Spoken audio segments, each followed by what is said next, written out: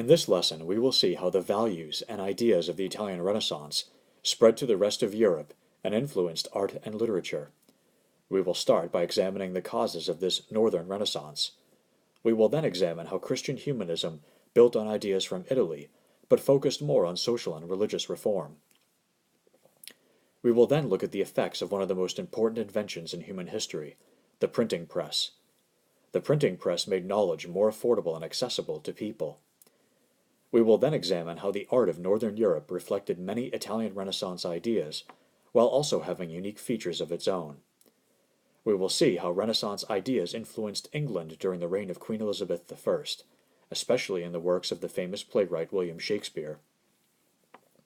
We will conclude by examining two art movements that appeared at the end of the Northern Renaissance, Mannerism and Baroque.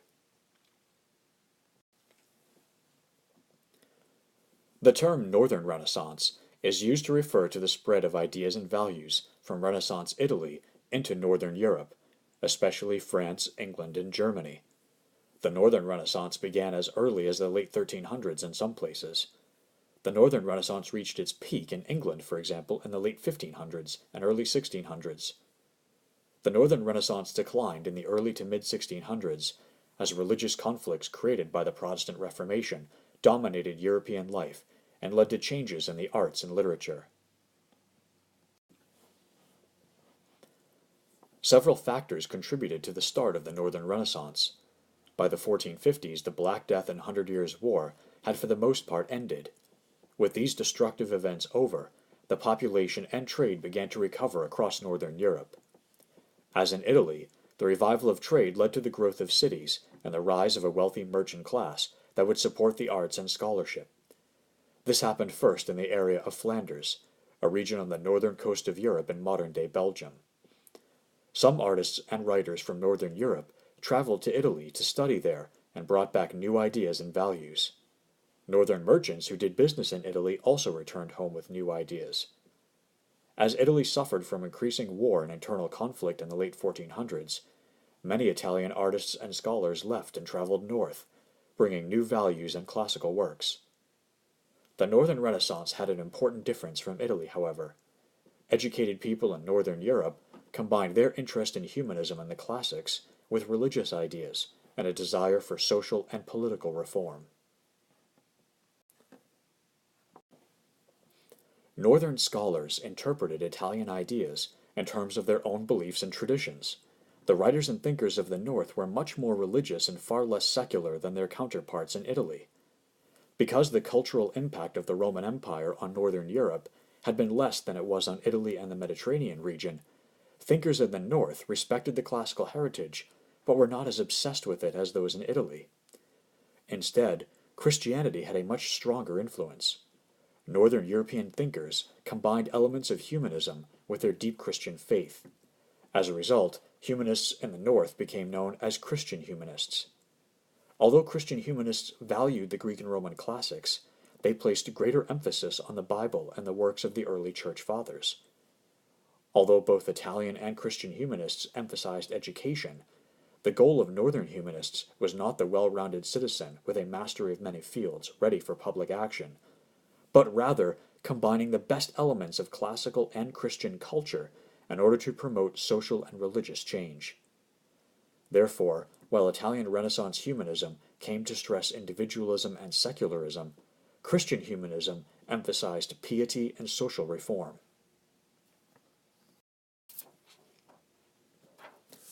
The Dutch priest and humanist Desiderius Erasmus was one of the most important scholars of the age and became known as the father of Christian humanism and the prince of humanists.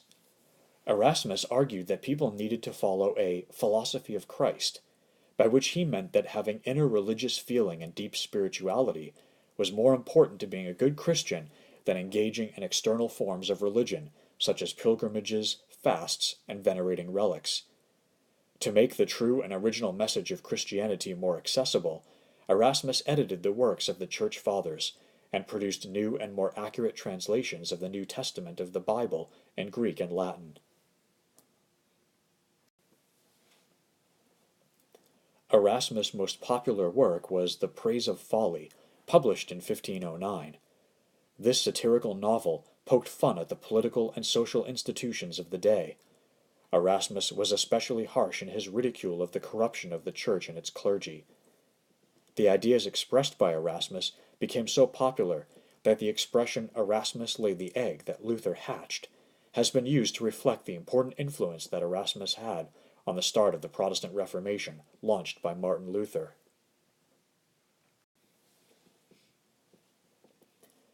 Influenced by Erasmus and the ideals of Christian humanism, writers in the North supported social and religious reform based on Christian ideals. The English author, Thomas More, was an important official in the English government. He was also a close friend of Erasmus. In 1516, More published a famous book called Utopia. The title comes from a Greek word meaning no place. In Utopia, More described an imaginary society based on Christian ideals, where greed and war had been eliminated. More envisioned Utopia as an orderly world, where all aspects of society are carefully controlled for the moral benefit of its members. Today, the word utopian has come to describe any ideal, but ultimately impractical society. The French humanist François Rabelais provided a contrast to Erasmus and More in several ways. While they wrote in Latin, Rabelais wrote in French.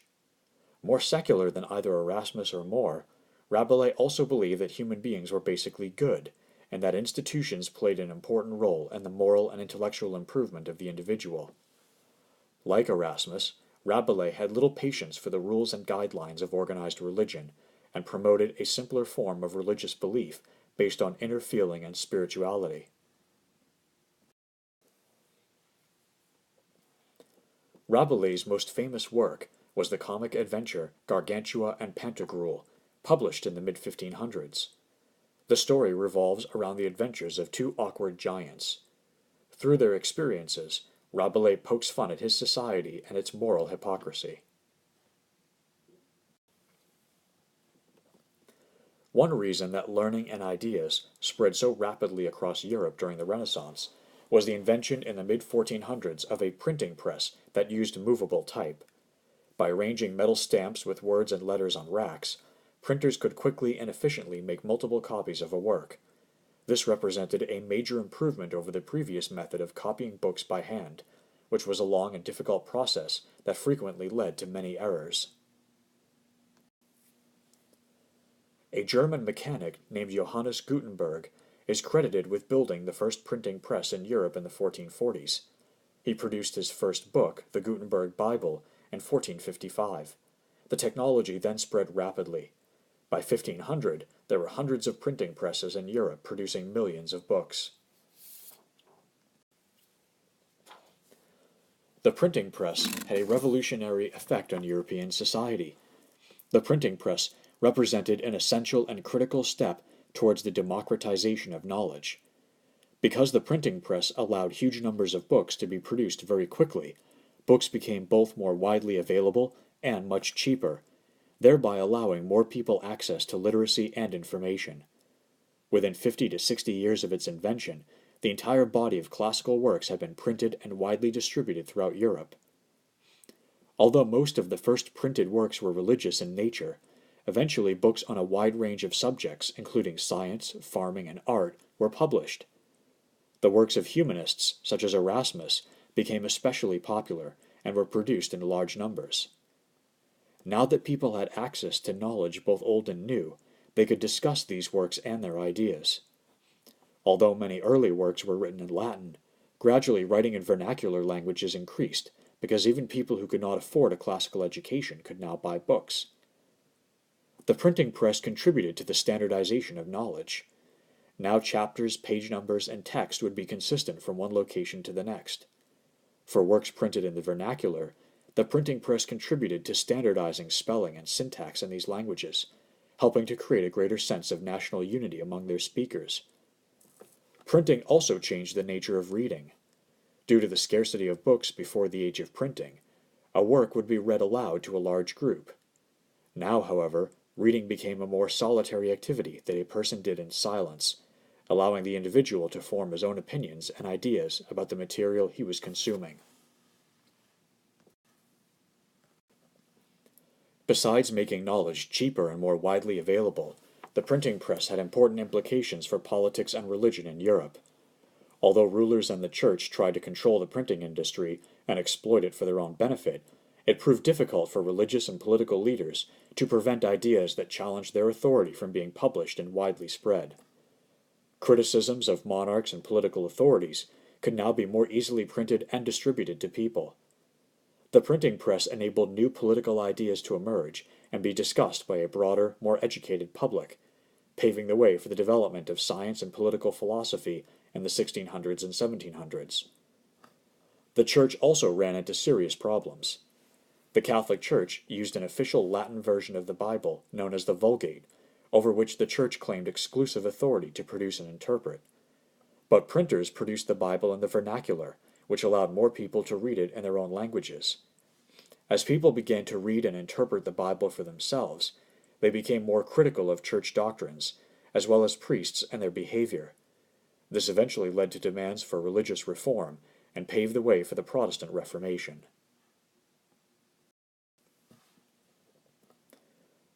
The art of the Northern Renaissance was heavily influenced by both Italian art and Christian humanism. Northern artists were less obsessed with the classical past and were more focused on religion than their Italian counterparts, but shared the desire to represent the world realistically. Northern artists are especially noted for their skill in incorporating an incredible amount of detail into their paintings. Major artists appeared in Germany, France, Flanders, and the Netherlands. The area of Flanders prospered in the 1300s and 1400s as a result of a revival of trade across northern Europe. Like the merchants of Italy, the merchants of Flanders became eager patrons of the arts. A distinct style based on the use of oil paints, known as the Flemish school, developed in Flanders. Painters of the Flemish school were deeply interested in showing life in realistic ways. They painted members of the rising merchant class and peasants, revealing much about the life of the period. Many of their works also displayed an intense and vibrant religious faith, showing the influence of Christian humanism. The first important Flemish artist was Jan van Eyck, who worked in the late 1300s and early 1400s. Van Eyck pioneered the use of oil paints, which allowed for brighter and more powerful colors. Van Eyck gained fame for his highly detailed paintings, such as the Arnolfini wedding portrait, which is renowned for its incredible depth and naturalism.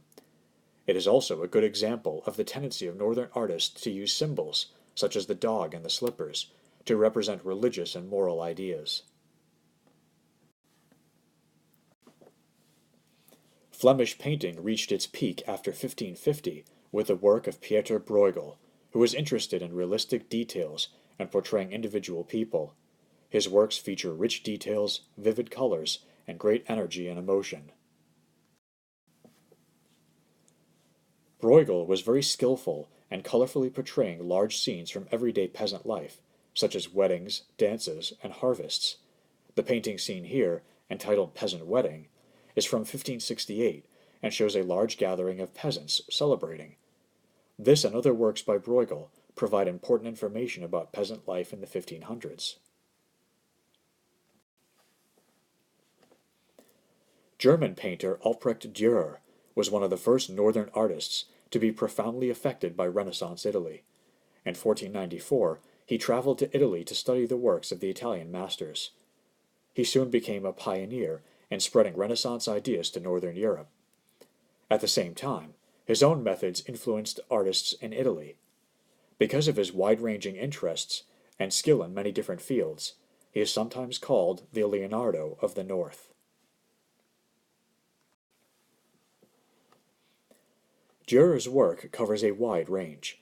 He became most famous for his powerful religious paintings, such as the Adoration of the Trinity seen here. Yet he also produced exquisitely detailed drawings, etchings, and paintings of animals, objects from everyday life, and mythological subjects. Unlike in Italy, where successful artists were seen as gifted geniuses and treated with great respect, in Germany, artists were viewed merely as skilled craftsmen. Dürer worked hard to change that view, learning languages and court manners to promote himself. This desire to have the artist seen as a unique genius is evident in this self-portrait from 1498, painted when he was 26 years old, which shows him dressed like an aristocrat while also depicting himself like Jesus Christ.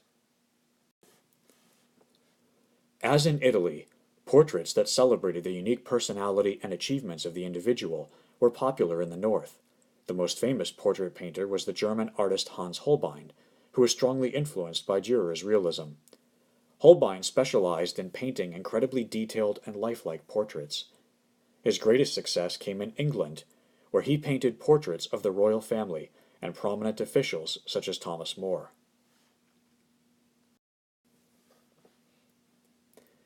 Unlike Italy, where most art was supported by the middle class and the church, monarchs played a key role in stimulating the Renaissance in Northern Europe.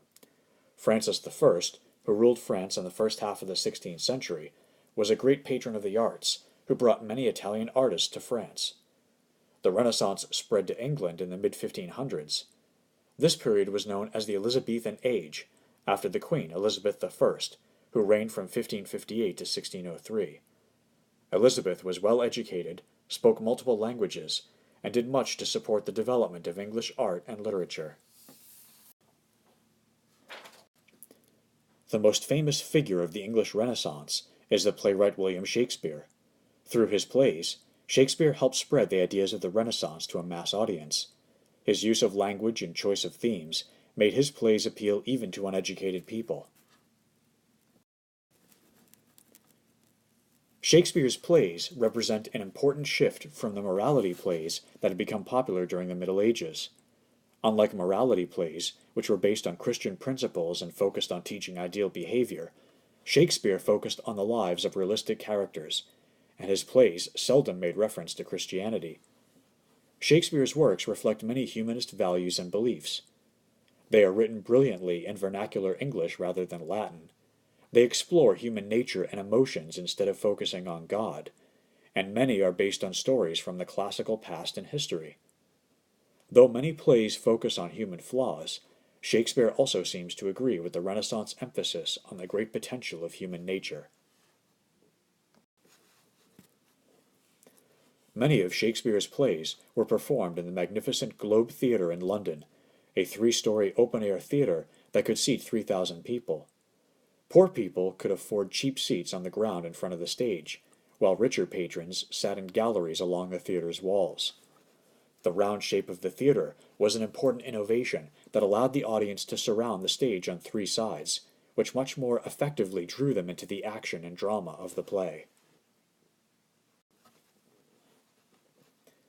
Professional theater was also popular in Spain, where the best-known dramatist was Lope de Vega, who wrote more than 1,500 works on a wide range of topics.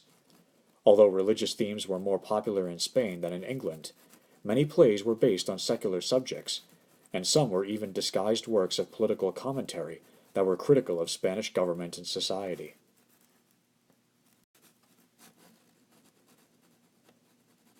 During the 1500s, in both Italy and Northern Europe, the optimistic values of the Renaissance were challenged by religious conflict, economic and social change, and political upheaval.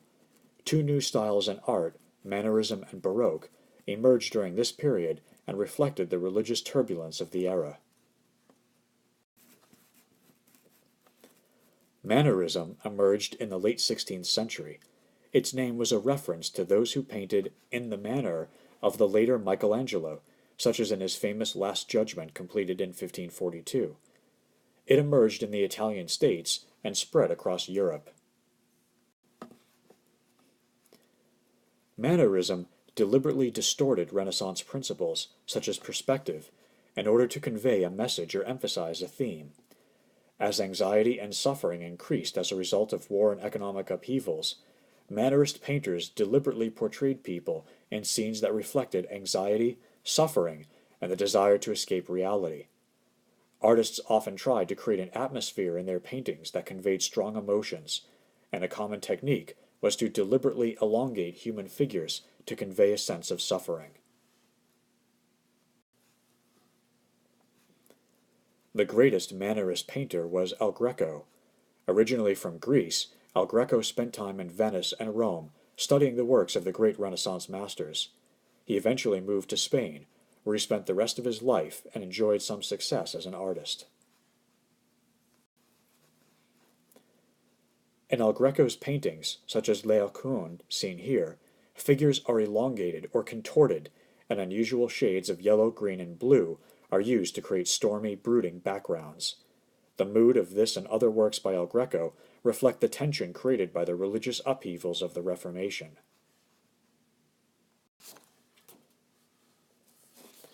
Mannerism was gradually replaced by the Baroque style, which dominated art, architecture, and music from 1600 to about 1730.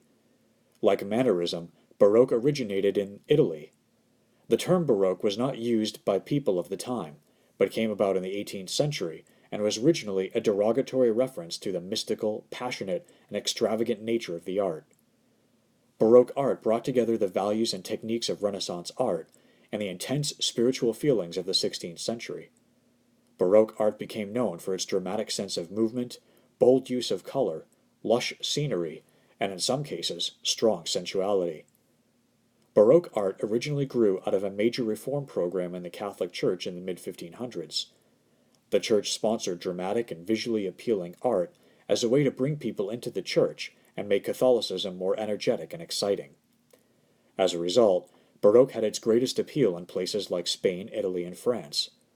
The Protestant countries of Europe largely rejected Baroque art and architecture, though its music did have a strong influence in northern Germany. European monarchs also embraced the Baroque style as a way to glorify themselves and impress their subjects. Perhaps the greatest figure of the Baroque period was Gianlorenzo Bernini. Bernini was an accomplished painter, sculptor, and architect. He worked extensively in Rome in the first half of the 17th century. Bernini's version of David demonstrates the Baroque style eloquently. Unlike Michelangelo's classically inspired statue, Bernini provides the viewer with the action of David flinging his slingshot. The work is dramatic and full of passion, as is Bernini's most famous work, The Ecstasy of Saint Teresa.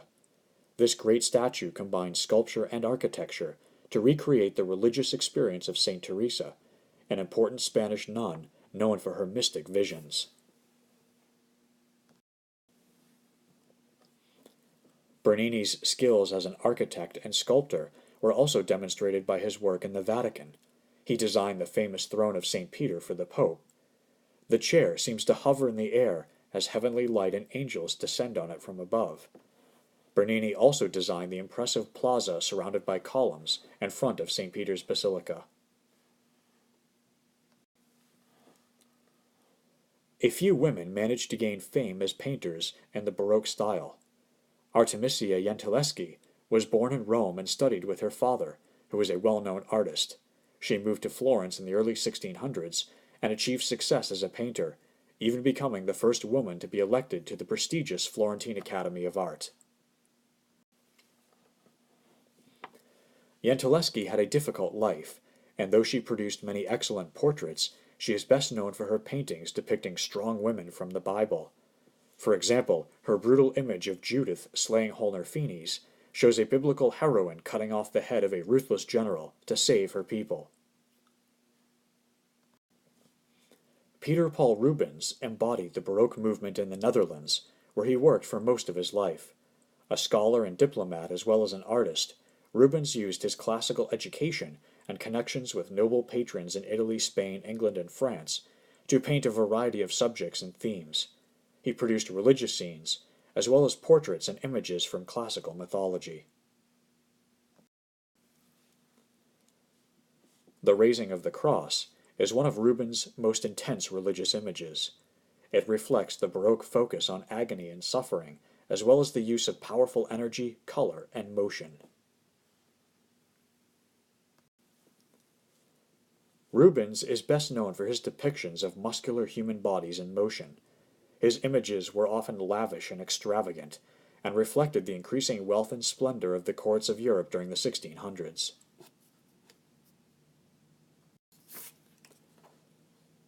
Now that we have completed this lesson, Examine the questions on this slide.